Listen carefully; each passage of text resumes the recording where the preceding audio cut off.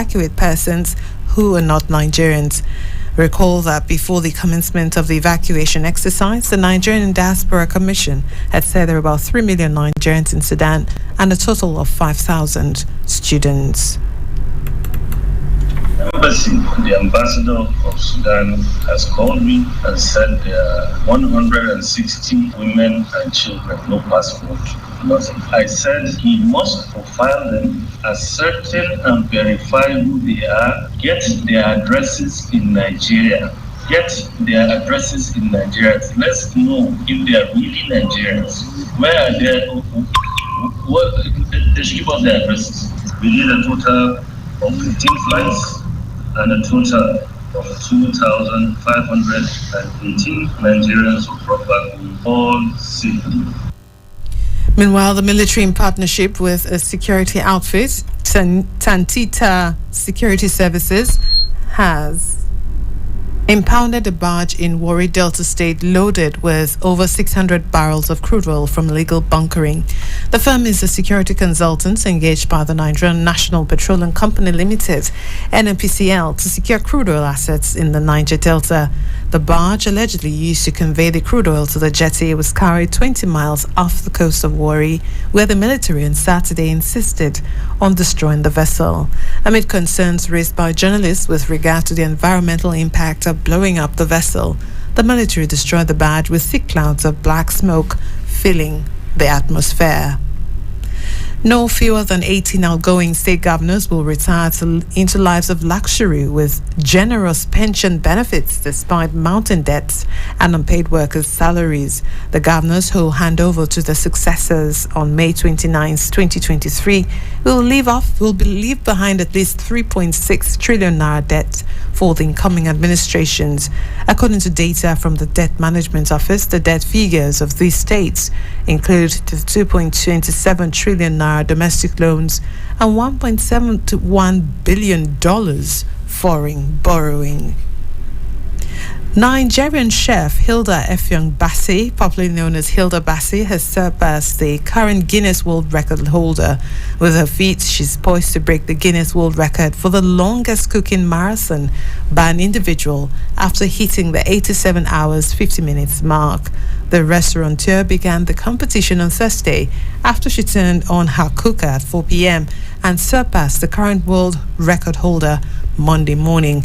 If certified by the Guinness World Record, she'll an Indian chef who achieved the feat in 2019 with 87 hours and 45 minutes record.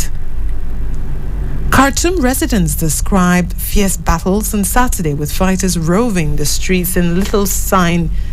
Sudan's warning signs were respecting an agreement to protect civilians ahead of a ceasefire talks due to resume in Saudi Arabia on Sunday.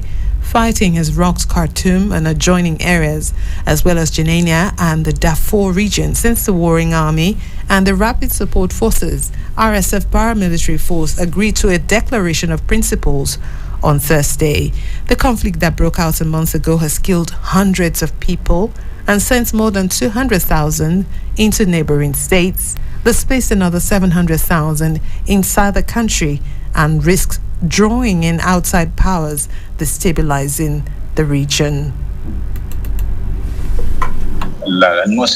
We have discussed with them the agricultural season and the necessity of completely supporting the agricultural season so that we don't face food shortage in the coming year. We have discussed with them the water problem in Port Sudan, especially with the large number of people who arrived in Port Sudan from all over the country. We are entering summer and there will be water shortage, so we ask for their help to solve the water problem in Port Sudan, even temporarily for the coming season. Ukraine's military on Monday hailed recent advances around Bakhmut as its first successful counterattack in the battle against Russian forces fighting for control of the eastern city. But Kyiv also said the situation in Bakhmut is difficult. It cautioned that Moscow had not changed its goal of capturing the city and was sending assault troops to Bakhmut's outskirts. The Ukrainian army... I was shocked, stunned. I could not find any of the features of the house. The house was destroyed, my furniture, the clothes and books of my children, our lives. I did not find anything that is fit for living, or for anything. There is no job, no home, done to them. Nothing. We are just poor people. If they want to target a house, let them target it alone. Why destroy the whole neighborhood? Why? And in sports, Barcelona won La Liga for the first time since 2019 by thrashing Espanyol 4-2 on Sunday, wresting the title back from rivals Real Madrid. The Catalan Giants clinched their 27th Spanish championship at the home of their neighbors, with scenes turning ugly at full time as celebrating Barcelona players were chased from the field by pitch invaders. Robert Lewandowski struck twice for Barcelona, along with goals for Alejandro Balde and Jules Koundé, while Javi Puado and Joselu pulled back late on for the hosts. And that's the Citizen FM News.